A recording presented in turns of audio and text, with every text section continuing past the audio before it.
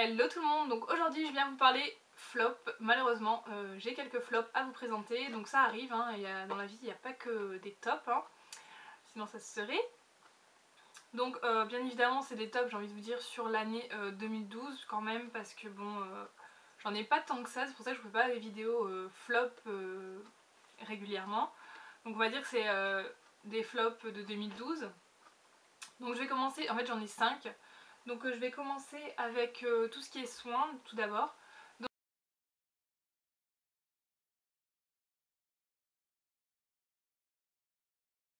Donc premièrement ce shampoing, donc de chez Kerastase, le Crystalliste. Donc c'est un shampoing qui est sans silicone, sans parabènes je crois. Donc ils disent shampoing perfecteur multilumière pour cheveux longs et fins. Donc ce que j'avais avant, donc ils sont toujours fins mais ils sont plus très longs. Complexe enrichi d'un extrait d'origine végétale qui lisse les cheveux pour leur apporter pureté et fluidité. Donc c'est sans silicone. La formule soigne tout en légèreté, répartir sur cheveux mouillés, massés, rincés, nanana. Donc ce shampoing, quand je l'ai eu, j'étais hyper contente. Je me suis dit enfin un shampoing Kerastase sans silicone. Et la grosse déception quand je l'ai essayé, puisqu'il m'a vachement alourdi les cheveux, mais un truc de malade. Donc il m'alourdit les cheveux et il me les fait regresser plus vite. Donc ça m'étonnerait qu'il n'y ait pas de silicone là-dedans. Enfin, ils disent qu'il n'y en a pas. Apparemment, dans la composition non plus. Mais il doit y avoir un autre ingrédient qui remplace. En fait, j'en sais rien. Mais en tout cas, il me graisse les cheveux et il me les alourdit. Et deuxièmement, enfin troisièmement même, il me les rend hyper secs. Donc très difficile à coiffer. Donc c'est vraiment un flop, en plus ça coûte hyper cher ce shampoing, j'en attendais vraiment beaucoup. Je me suis dit quand même un shampoing à ce prix là, Kerastase. Donc ouais non, ce shampoing, bon, déjà j'étais pas hyper fan de Kerastase à la base, puisque pour moi Kerastase égale silicone. Donc voilà, j'étais pas très fan, mais alors là, celui-ci il m'a complètement achevé on va dire. Donc pureté, alors pureté ils repasseront puisque moi mes cheveux regressent, ils sont lourds en fait quand je les sèche, ils sont hyper lourds. Et enfin, je sais pas, j'ai l'impression qu'ils sont encore sales. J'ai du mal à les décoller, enfin les racines ont du mal à se décoller. Déjà qu'ils sont pas très, volumineux mes cheveux, qu'ils ont du mal à prendre du volume. Mais alors ça, avec ça, j'ai l'impression qu'ils sont collés à mon crâne. Donc pureté, ils repasseront, puisqu'en plus ils regressent les cheveux. Fluidité, voilà, j'ai envie de rigoler. Et légèreté, bah, encore moins. Donc franchement, ce shampoing m'a hyper déçue. Vous voyez, je l'ai pas utilisé. Enfin si, je l'ai quand même utilisé 3-4 fois, hein, je pense, 3-4 fois. Mais voilà, je suis vraiment pas fan, donc total flop pour moi, le shampoing Kerastase Crystalliste. Voilà.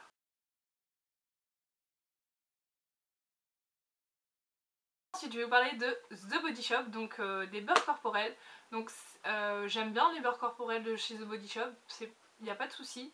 Mais il y a juste une odeur en particulier qui m'a vraiment déçue. Alors je suis pas vraiment difficile niveau odeur pour le corps, enfin tout ce qui est pour le corps, je suis pas vraiment difficile. Mais alors celui-ci, je peux pas passer au-dessus. Il y a des odeurs encore à la limite, je peux les utiliser même si ça me dérange un petit peu, mais celle-ci je peux absolument pas passer au-dessus. Et je parle bien évidemment de celui-ci. Donc c'est celui à la clémentine. Et alors cette odeur, je ne supporte absolument pas. Je trouve que ça sent le pec citron. Ah, limite ça me donne envie de vomir quand je le sens, enfin. Et ça me fait vraiment penser à ma grand-mère parce que elle utilisait le pec citron.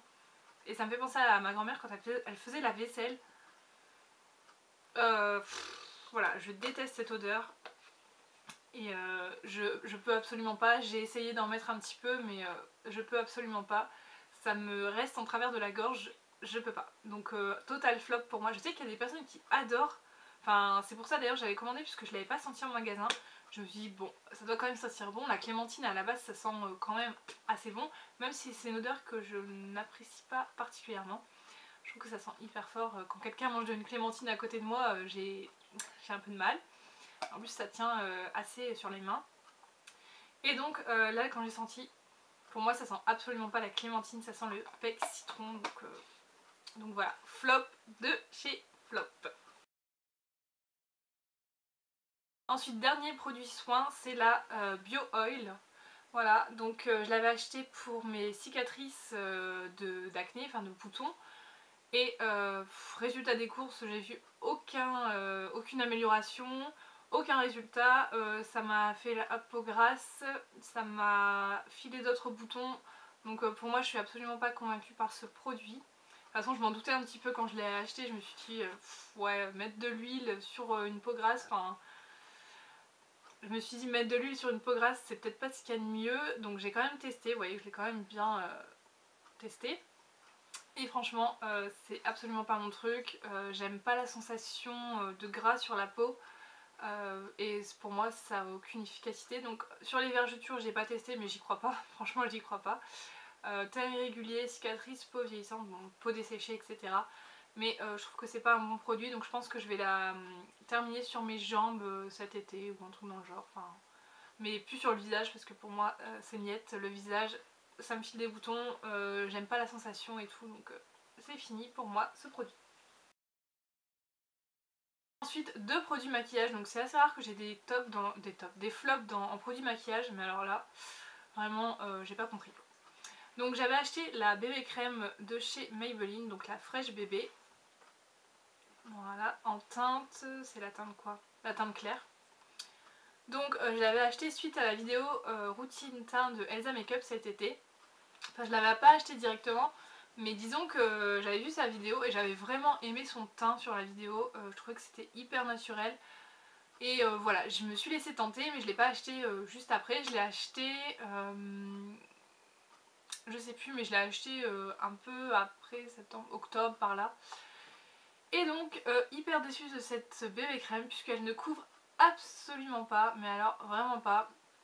Aucune couvrance, vous mettez ça ou rien, c'est pareil. Donc vraiment hyper déçue. Donc si vous avez aucune imperfection, à la limite ça peut être pas trop mal, mais si vous avez une peau comme moi, enfin avec quelques cicatrices de boutons, que vous voulez unifier quand même votre peau, je pense que c'est pas idéal. Donc moi je suis dégoûtée, je l'ai utilisé une fois, je l'ai jamais remise puisque voilà, j'ai vraiment détesté le rendu sur ma peau. Voilà, ça faisait rien, donc autant ne rien mettre, puisque mettre un produit, il y a quand même des produits je ne sais quoi là-dedans, donc autant ne rien mettre sur votre peau plutôt que d'appliquer ça, je trouve. Donc voilà, la bébé crème de chez Maybelline, gros flop. Et donc pour terminer, c'est un fard de chez Kiko. Donc Kiko j'adore, franchement, je crois que c'est ma seule déception chez Kiko. Donc c'est un fard, c'est le 129. Voilà. Et c'est un fard beige avec plein de paillettes, micro paillettes dedans. Et donc comme ça il est super joli. En swatch il est pas mal. Je vous montre. Voilà pour le swatch. Je vous montre sur la main.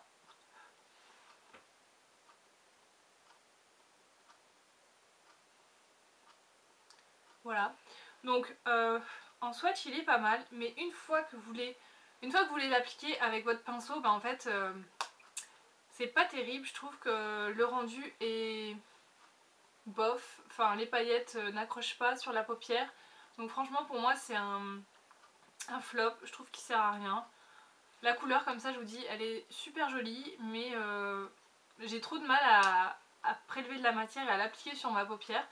Alors je sais pas si c'est ma base actuelle, enfin j'utilise une base ELF en ce moment, donc je sais pas si c'est cette base là, donc je vais le garder encore jusqu'à temps que je rachète ma primer potion. Mais en tout cas je sais pas, ce fard là il m'a pas convaincu. Toutes les paillettes je trouve qu'elle accroche pas et il est pas uniforme sur la paupière, donc un peu un flop pour le moment. Donc je vais le réessayer, je verrai. Je vous en dirai des nouvelles, mais je pense que ça va rester un flop malheureusement. Voilà pour mes petits flops du moment, enfin de 2012 plutôt, puisque ça regroupe un petit peu les flops que j'ai pu avoir cette année. Ainsi que la gelée démaquillante de chez Clarins que je n'ai pas aimé, Tigi, qu'est-ce que j'ai pas aimé non plus? Enfin, je ne sais plus, mais en tout cas c'est ceux-là qui m'ont vraiment marqué. Tigi, Tigi, la marque Tigi en général. La gelée démaquillante de chez Clarins qui pour moi ne démaquille vraiment pas assez. Surtout au niveau des yeux, ça a un aspect un peu gras que j'aime pas sur la peau. Il faut vraiment re-nettoyer votre peau après, même si je le fais toujours, mais voilà, c'est un démaquillant. Enfin, j'ai d'autres démaquillants qui n'ont pas ce rendu, donc si je veux, je peux ne pas me nettoyer la peau après, et avec ça, je suis vraiment obligée et j'aime pas. Donc voilà, c'est mes flops de 2012. Et voilà, j'espère que cette vidéo vous aura plu. Donc si vous avez des avis un petit peu différents sur ces produits, n'hésitez pas à me le dire, ou des avis les mêmes que moi. N'hésitez pas à me le dire dans la vidéo. Enfin, donc n'hésitez pas à me le dire dans les commentaires. Et aussi des commentaires vidéo avec vos flops, ce qui pourrait m'éviter des achats inutiles, ce serait pas mal. Et voilà, je vous fais de très très gros bisous et je vous dis à très bientôt. Bye bye.